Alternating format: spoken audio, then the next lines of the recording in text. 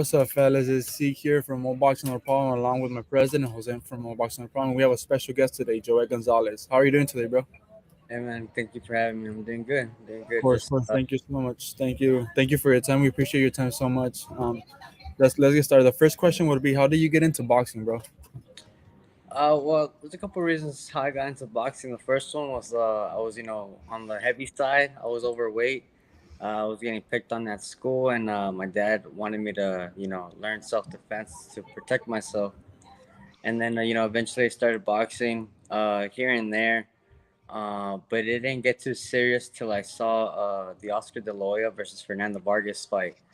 Once I saw that fight, it really intrigued me, and I started really pushing my dad, myself, and my brother to box, and that's how it all started. Gotcha. Excellent. And then Joy, I know you had a really great amateur career. For those that didn't kind of follow your amateur days, can you tell us some of your major accomplishments? Yeah, during my junior years, like the junior stage of my amateur career, I started taking off. I started winning, junior Olympics, the junior Golden Gloves. I started traveling a lot. I also won the USA Men's Nationals. Went to Olympic trials. So I pretty much, I went to the Golden Gloves also, National Golden Gloves. So I did pretty much everything you could do as an amateur, except qualify for the Olympics. I made the Olympic trials and uh, against the top eight at the time, but didn't make it, fell short, and then from there I turned pro at 18. Excellent, excellent. So, and then a few comments here from K Rod. Says yo, So, what's up, and bro? then sub Joet, salute from Alvin, New York, by way of Wimoma, Florida. How's it going, man? Thank you for the love. Awesome. Appreciate it. Salute to you, K Rod. A name that stood out for you in your amateur resume was Gervonta Tank Davis. You fought him total of 3 times and beat him twice. What could you Yeah. tell us about your fights with Tank Davis? Oh yeah, the first time I met Tank was at the Junior Olympics. So it was at the Nationals. Um, we fought in the semis, and back in the day, it was an Olympic style system. So it was like there would be five judges, and three of those judges would have to click the button at the same time when they saw a clean punch. So yeah, I beat him in the Junior Olympics national semifinals. I beat him 10-5, I believe, and then went on to win the Junior Olympics. And then I met him again 2 years later at the USA Men's Nationals, the first fight of the tournament. I fought 5 times that day. I'm sorry, I fought 5 times that whole tournament, and he was the first fight on my first day. And that fight actually stopped in the third round, because he had like a little tantrum, like he had like a little moment. I was beating him, and they stopped the fight, and then I won the whole tournament. And then I believe it was like 3 or 4 months later, we met again at the Golden Gloves in the semis, and I lost a split decision to him the last fight. Gotcha, Still some impressive stuff there. And then Skyrocket Boxing with his salute Jose Seek and Joet. Good luck on an upcoming title fight with Bernardo Lopez. And then Oh, thank you, man. Appreciate it. yeah, we're exactly like a month away now. September 15th. So Yeah, yeah, it's it's a month getting away. closer and closer. But before we talk about the fight, we want to talk a little bit about your pro debut. Back in July 2012 at the hangar in Costa Mesa, California. How was that experience? Were there any nerves on your pro debut? Yeah, a little nervous, because I was still young, 18 at the time, and um, my first fight as a pro, and I was excited. I was a little nervous, but yeah, it was a great venue. I think the main event was Jesus Soto Caras at the time. Mm. He was the main event, and yeah, I fought a four rounder. I went to decision. I fought at that time the weight class. It was a contract weight of 120 or 121. So I started my career at 122, and then eventually moved to featherweight. But it was a good fight. It was a good fight. I won unanimous decision. The guy came in to win. He was a tough veteran, and I got the win. Nice. Okay, nice, nice. You suffered your first loss in 2019 versus Shakur Stevenson. What can you tell us about that fight, and what did you learn from that loss? Like I think that fight. Um, I think not underestimated, but I think I thought, like, I was gonna win. Obviously, 'cause, we've been in the ring together, and uh, when you spar somebody, and you feel like when you're working with somebody or when you're not working with somebody. So I didn't think he was ready, and I think that got to me a little bit, to my head. And when it came time, to me, honestly, like, he's been like, that's the sharpest fight he's ever been. Like, his boxing, if you really watch that fight, like, his he was sharp because he knew, the dangers of that fight. You can see him fight with any other guys. He's sitting in the pocket more, going at him, throwing a lot more punches, and he was more defensive, obviously, because that was the smartest thing to do.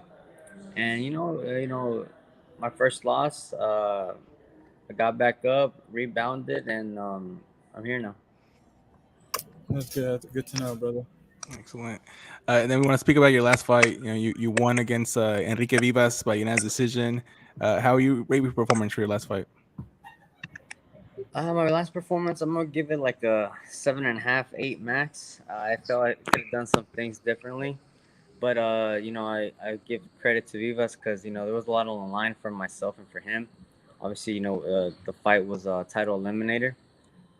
So he was coming hungry to win, because I believe he lost to a fighter named Baez, and then Baez got a world title shot against Navarrete. So Mm-hmm. in the back of his mind, he's like, "Man, I already let the last opportunity go." He's like, "I can't let that go against Joet." So he came to fight. He came to fight. He came to win. I think I took on the best Enrique Vivas, but I was a better fighter and I came out victorious. Good, good, brother. Now let's talk about your upcoming fight versus Luis Alberto Lopez, aka El Venado, Hmm. on September 15. How are you preparing for this fight to make sure the third time is the charm to win a title and to walk away as a new champion? It's every fighter is different, but I prepare hard for every single fight, whether it's in the gym, whether it's running, whether it's strength and conditioning. I'm always coming to fight. I'm always trying to give a great fight, and the only thing different is just a different person, different style, but I prepare the same. For this fight, maybe the only thing different is we're going out to spar other gyms more. Usually we have people coming here, but this time we're getting out of the comfort zone and going to the gyms to spar, and sparring different people, and that's what we're doing. No, Okay. bro. And then Joy, when your fight with Venado was announced, I know there's a subset of boxing fans that were asking, how does Joet keep getting these title fights so quickly? Kind of like in Mm. a negative way. How Yeah, would you yeah. answer that question? Hey man, I just tell them sit back and enjoy the show. Stop complaining. I mean, they got their favorite fighters out here, wanting to fight people, and then when it comes down to it, they don't want to take the fights because the money ain't right, or the weight ain't right, or the location ain't right. I mean, I think I'm very unappreciative. I'm here to fight. I mean, I'm here to fight the best. I'm here to get all the smoke, regardless of what it is. If I want to fight, I'm gonna fight. And That's right. at the end of the day, I give great fights. They're not boring fights.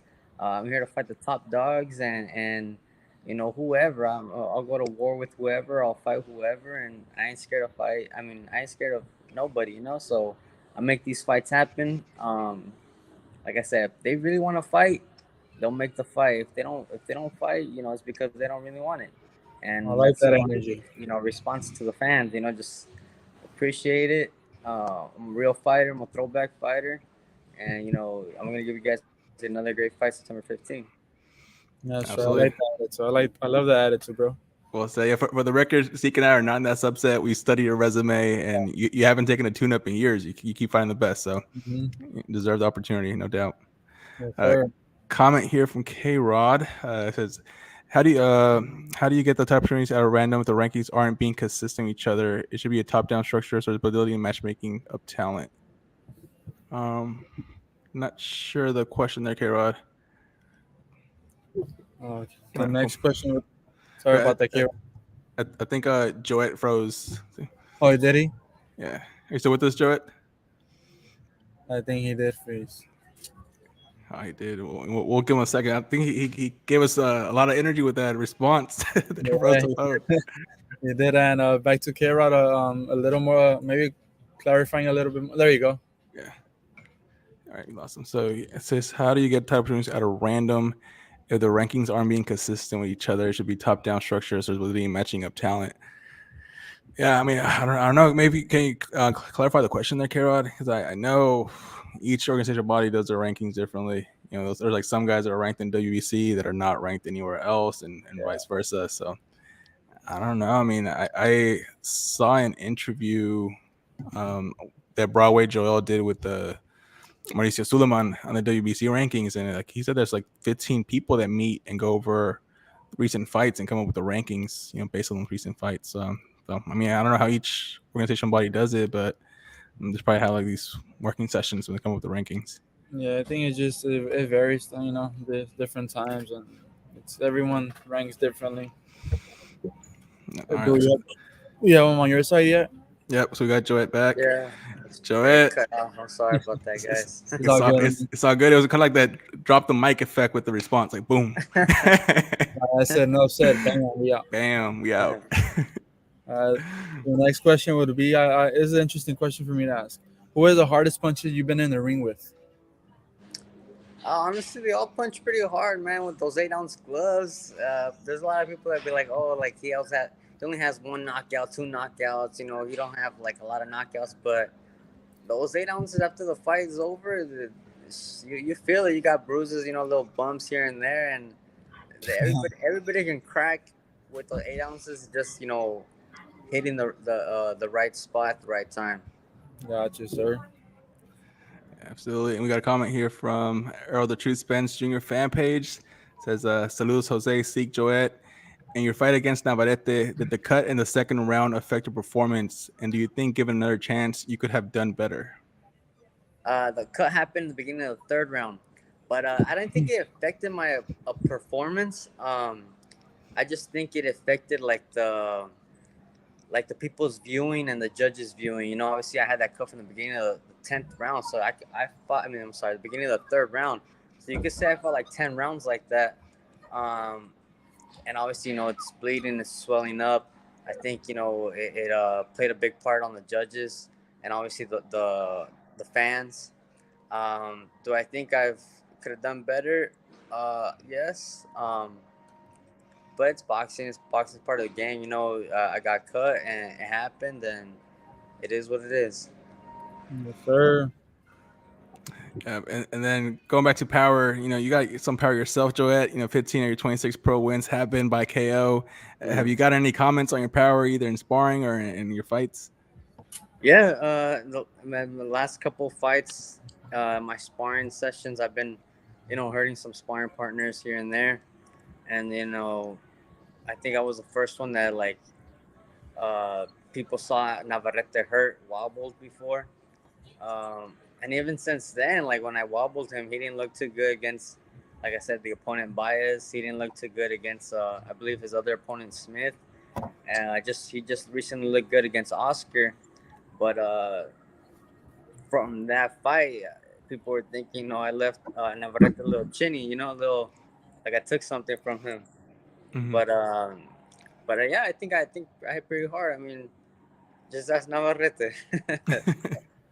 That's right, bro. That's right. This is a fair question. Everyone has their own boxer, their own favorite boxer growing up. Mine was Canelo. Who's your favorite boxer growing up?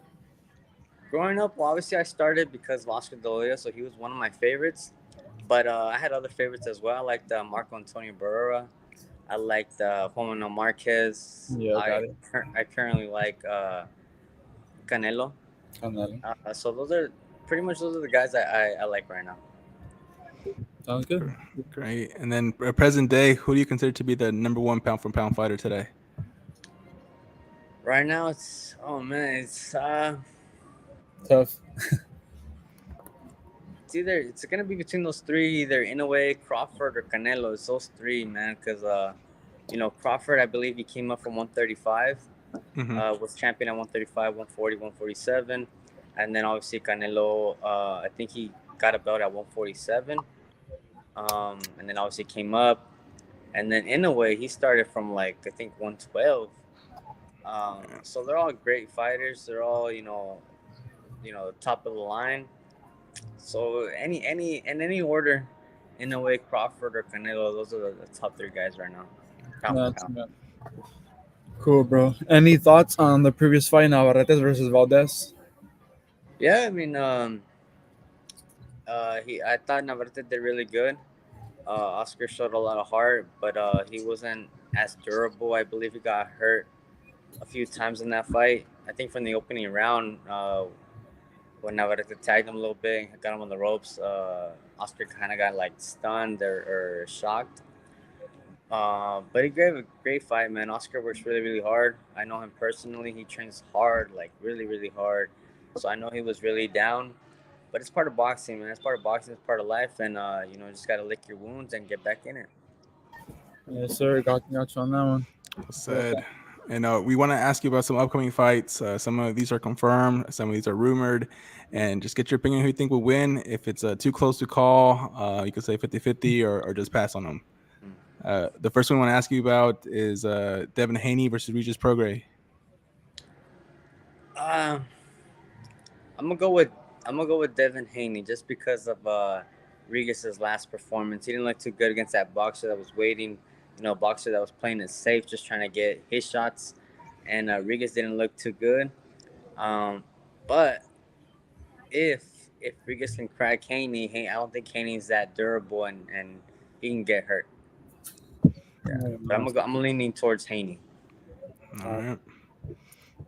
What about this upcoming fight, Canelo Alvarez versus Jamal Charlo?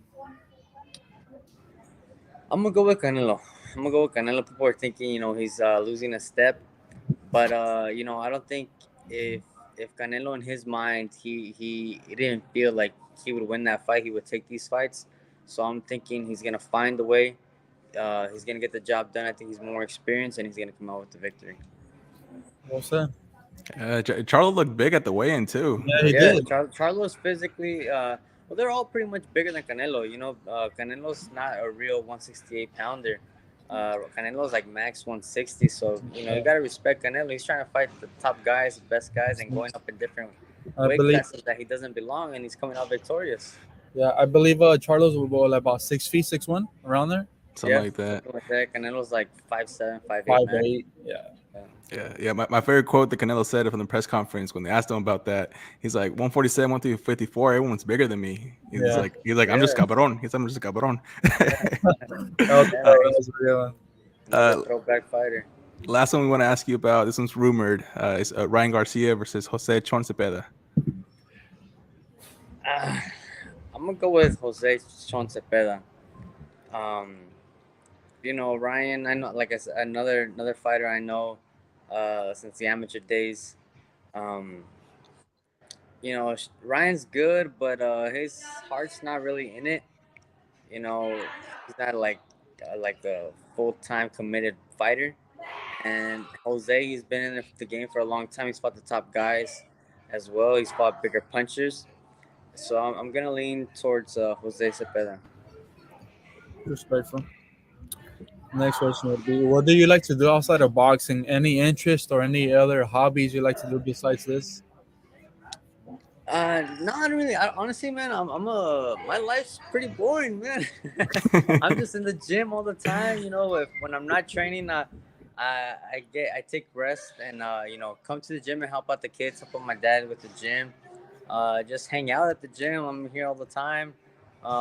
When I'm home, I'm either with my dogs and walking my dogs or something, watching TV. But no, I don't do nothing too crazy. That was good to know, bro. Good to know. Well, And then Joet, I know you were born in Glendora and now live in Los Angeles. What do your SoCal roots mean to you? Also, us everything, man. It's we're different. We're different type of I'm a Mexican American, so we have like the both of both worlds. When we go to Mexico, they think they call us pochos, and we're not Mexican enough. Supposedly we have an accent when we speak Spanish or something. But I'm Mexican. I'm American also. I'm proud of my roots. Like I said, we got both of both worlds. Whether it's the food, whether it's the culture, uh, type of living. So it means everything, and I'm proud to be a Mexican American. That's good. Nice.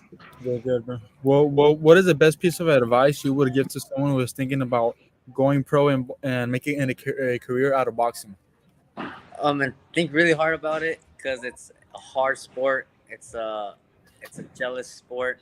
Once you lift your foot off the gas or you start focusing on other things, it comes back and it bites you. You have to stay really, really dedicated, really, really disciplined inside the gym and outside the gym. Just because you work hard in the gym and you go outside, hanging out with friends, staying up late, having fun or whatever, it comes back and it haunts you. So I just say stay focused, stay dedicated, work hard. Be patient, and you got to sacrifice a lot. Great advice. And final question we got for you, Joet. Not really a question, more so opening up the floor. What's the message you want to send to your fans and supporters? My message to all my fans and supporters, thank you guys for supporting me throughout my career. Thank you guys, the ones that supported me for this fight, September 15th. Um, I didn't get the job done the first two title shots, but I'm training really hard, like always, to get this win on this third try. And I'm coming out of a fight. I'm coming out of a fight. I'm coming out of a win, and just expect a great show. Thank you, thank you. Great. I'm going to sneak a bonus question here from live chat. It's from Errol the True Spence Junior fan page. Says, who to win Navarrete versus Shakur since you fought both? It's a tough one. Styles make fights, you really won't know till they're in there. Everybody was saying 50-50 Crawford and Spence. And to me, it was 50-50. But in the back of my mind, I was like, you know what? Whoever hits first is going to win the fight. And Crawford hit first. Once he dropped him, it was total landslide. Same with Pacquiao and Mayweather. Everybody was like, oh, Pacquiao, Mayweather. Pacquiao's aggressive. Mayweather ain't going to be able to block those many punches. And what happened, Pacquiao couldn't hit, and his punch output wasn't the same. So you really don't know till they're in there. I just feel like fans need to appreciate us fighters, all fighters, because once we're done, we're done. So just appreciate it, appreciate the big fights, and may the best man win. Yep. And then Yo says, good luck rooting for you this title shot against Benado. Thank you, appreciate that. Awesome. And Joet, we appreciate your time. Thank you so much for this interview. Everybody, make sure to give him a follow on Instagram. You can kind of see it here scrolling through at the bottom. It's at Joet Gonzalez. That way you don't miss any updates in his boxing career. Thanks again, Joet. Thank you Appreciate guys. you. Thank you, Jose. Thank you, Ezekiel. Thank you. All right. Appreciate it. Thank you. Bye.